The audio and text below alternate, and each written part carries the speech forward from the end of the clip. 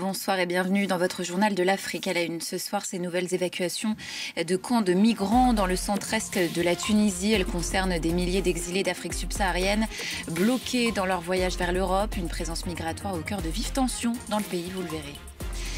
À la une également au Sénégal, 5 anciens ministres de Macky Sall dans le viseur de la justice. Ils sont accusés de détournement de fonds dédiés à la lutte contre le Covid. Parmi eux, Moustapha Diop, ex-ministre du Développement industriel, et Mansour Faye, chargé lui du développement communautaire. Correspondance à suivre. Et puis le nord du Bénin, à nouveau frappé par le djihadisme. 54 militaires ont été tués il y a 10 jours dans une attaque revendiquée par le JNIM, un groupe lié à Al-Qaïda. C'est le plus lourd bilan officiel dans la région. Alors comment expliquer cette résurgence du terrorisme? Nous poserons la question à Mohamed Amara, sociologue. C'est un point de passage clé pour des milliers de migrants d'Afrique subsaharienne, les oliveraies du centre-est de la Tunisie, dans lesquels ces candidats à l'exil se réfugient avant de tenter de rejoindre les côtes italiennes.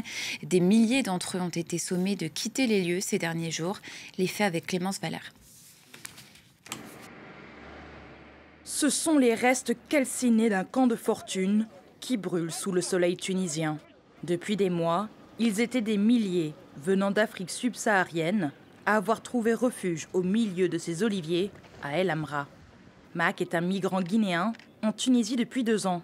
Il fait partie de ceux qui ont été sommés de quitter le camp. Nous rencontrons des difficultés majeures auxquelles nous ne pouvons pas nous en sortir. C'est très dur ici, c'est compliqué. Depuis début avril, des unités de la garde nationale tunisienne démantèlent régulièrement ces camps. Des opérations d'expulsion avec pour but d'inciter les personnes en situation irrégulière à quitter le pays. C'est la stratégie de l'État que la Tunisie ne soit pas une terre d'installation ou de transit pour les migrants illégaux.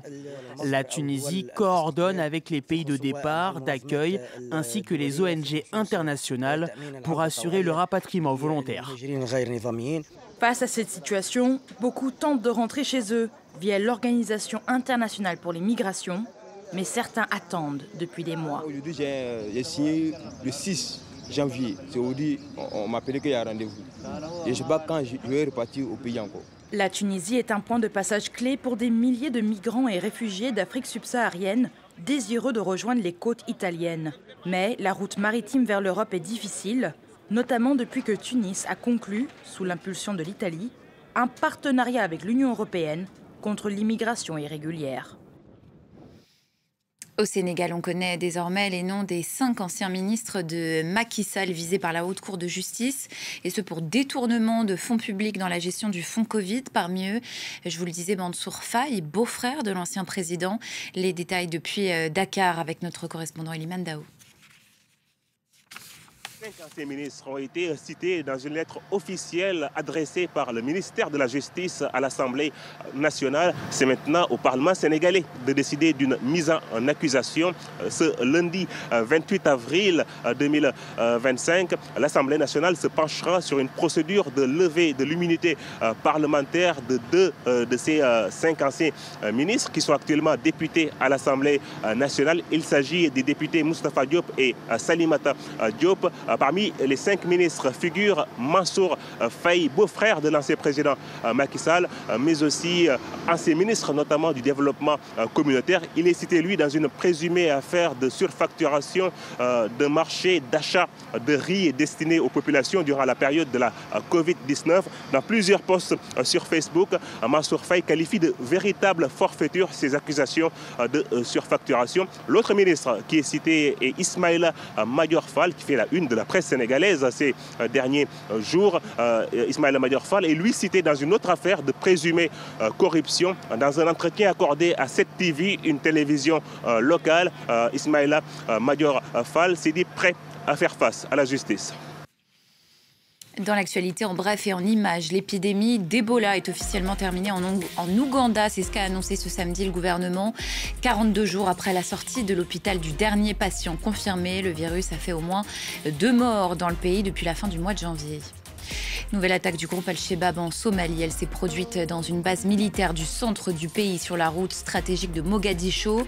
Le ministère de l'Information a annoncé la mort de 40 djihadistes durant l'intervention. Des assauts qui s'inscrivent dans le cadre d'une offensive plus vaste lancée par le groupe le mois dernier.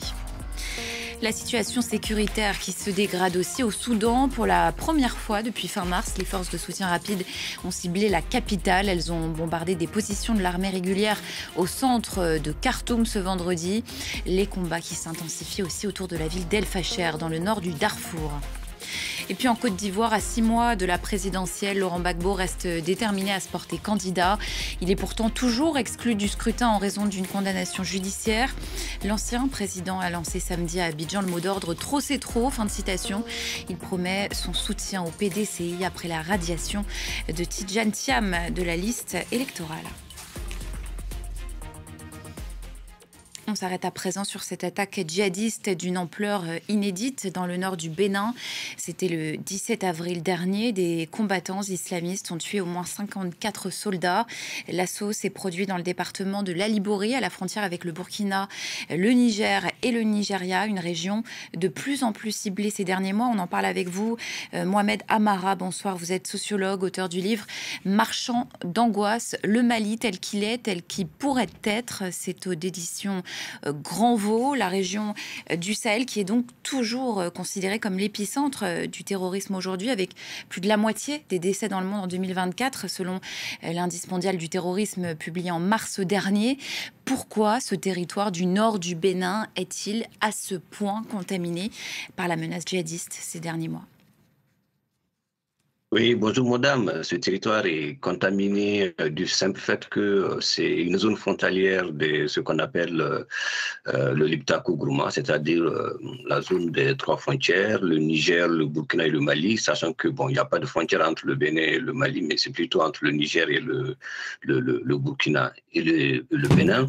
Et donc il y a eu des incursions depuis un certain temps, des groupes narcoterroristes, je les appelle ainsi, notamment l'État islamique au Sahara, qui tente d'élargir son territoire au-delà du Niger et du Bénin. Donc, c'est pas la première fois. Donc, c'était prévisible, ces attaques, on va dire, sanguinaires, où des militaires sont tués comme des pauvres gens, malheureusement. Mais là, ce n'est pas l'État islamique, en tout cas, qui est en cause. C'est le groupe Jamaat Nusrat al-Islam ou al-Muslimin, le JNIM, qui a revendiqué cette attaque. Justement, pour revenir sur la situation géographique du Bénin dont vous parliez, est-ce qu'on peut dire que le pays est devenu une nouvelle frontière pour l'expansion djihadiste vers le golfe de Guinée ? Bien sûr, enfin, pour moi, ce n'est même pas une frontière, c'est une expansion des groupes narcoterroristes. Qu'il s'agisse du JNIM, c'est-à-dire Al-Qaïda au Maghreb islamique ou de l'EIS, vous savez, ils sont tous des groupes narcoterroristes qui se battent effectivement entre eux pour s'imposer sur les territoires en massacrant les populations, mais aussi l'administration, etc. Mais c'est une façon encore d'élargir sa zone d'intervention, malheureusement, qui va certainement au-delà du Bénin. Certaines populations, justement, de cette zone du nord du Bénin ont un sentiment d'abandon vis-à-vis du pouvoir central. Est-ce que c'est le cas, selon vous ? Alors moi, je vais utiliser un autre terme, sentiment d'abandon, c'est un peu fort, c'est plutôt un sentiment d'appartenance qui a toujours existé entre les centres urbains et les périphéries, lié aussi à ce pouvoir qui est un héritage, on va dire, de l'ancien colonisateur, c'est-à-dire un pouvoir jacobin où les centres sont développés au détriment des zones rurales. Et donc, il y a un sentiment d'appartenance qui n'a pas été tout à fait construit pour qu'on ait des États-nations au sens où tout le monde se sent appartenir à la même nation, au même État. Cela se traduit par l'absence, la quasi-absence d'une certaine communauté dans l'administration publique, notamment dans les forces armées sécuritaires. Et ce qui facilite, si vous voulez, c'est ce recrutement au sein des populations locales des groupes narcoterroristes. Cette résurgence du djihadisme, elle s'explique aussi par le manque de coopération des pays voisins dans la lutte contre le djihadisme. On va écouter à ce sujet le porte-parole du gouvernement béninois et on revient vers vous. Mais lorsque vous savez que les points où ces attaques du 17 avril, notamment, sont intervenues, sont sur la ligne frontière, vous pouvez comprendre que si de l'autre côté de la frontière, il y avait un dispositif au moins comme le nôtre, ces attaques ne se dérouleraient pas de cette façon ou ne se produiraient même pas. Il a raison, le porte-parole du gouvernement béninois. Selon vous, s'il y avait plus de coopération, on pourrait mieux lutter contre ces attaques. Ce serait suffisant à enrayer le djihadisme dans la région? Il pointe une faiblesse de la capacité des États africains à travailler ensemble, ce que vous appelez certainement par le terme de coopération. Donc il y a une difficulté à travailler ensemble pour plusieurs raisons. Vous voyez, il y a le fait que ces trois États qui s'appellent désormais l'AES, la Confédération des États du Sahel, qui ont quitté donc la CEDEAO, dont le Bénin fait encore partie. Le Burkina Faso, le Niger et le Mali, oui. Tout à fait, ces trois pays, et donc qui ont quitté depuis un certain temps. Donc, et cela a créé des difficultés de coopération, de travail ensemble entre ces trois États, l'AES, et les autres États de la CEDEAO. Vous savez, au niveau de la CEDEAO, il y a une FAC, une force d'interposition qui existe depuis les années 90, qui est intervenue déjà au Libéria, en Sierra Leone, etc., qui, je pense qu'aujourd'hui, est importante à remobiliser pour combler cette difficulté de coopérer, d'avoir un plan, parce que de quoi il s'agit? Il s'agit plutôt de la difficulté d'avoir un plan de maîtrise sécuritaire dans cette zone, pas seulement sur la frontière burkinabé, nigérienne ou béninoise, mais c'est toute la zone en fait. Vous parlez tout à l'heure du Golfe de Guinée qui est concerné. Donc il est important aujourd'hui d'un point de vue prospectiviste d'avoir un projet, un plan, j'appelle ça ainsi, un plan de maîtrise sécuritaire qui implique l'ensemble des États. Ce serait entre les mains de qui justement ce projet? Parce que justement la région a du mal à parler d'une seule voix. Oui, c'est parce qu'elle est divisée. Elle est divisée avec ces fractures dont on vient de parler. Mais vous savez, il y a l'Union africaine. Hein. Elle sert aussi à ça. Elle a été créée en 1960. C'est pour aussi réunir les forces, c'est faire en sorte que l'Afrique parle d'une seule même voix. Et je conviendrai volontiers avec vous qu'aujourd'hui, ce n'est pas tout à fait le cas. Mais c'est le rôle de l'Union africaine de faire converger ces différentes forces pour lutter contre un phénomène qui dépasse le simple cadre d'un seul pays. C'est quelque chose d'assez transnation qui mérite d'être pris à bras le corps et qui va même au niveau des Nations Unies, si vous voulez. C'est donc le groupe Jamaat Nusrat al-Islam wal-Muslimin, ou JNIM, qui a revendiqué cette attaque meurtrière du 17 avril dernier dans le nord du Bénin. Vous le disiez, c'est un groupe terroriste affilié à Al-Qaïda. C'est aujourd'hui le groupe le plus influent dans le territoire. Vous savez, c'est très difficile de les qualifier, ces groupes, du manque d'informations claires et nettes sur eux.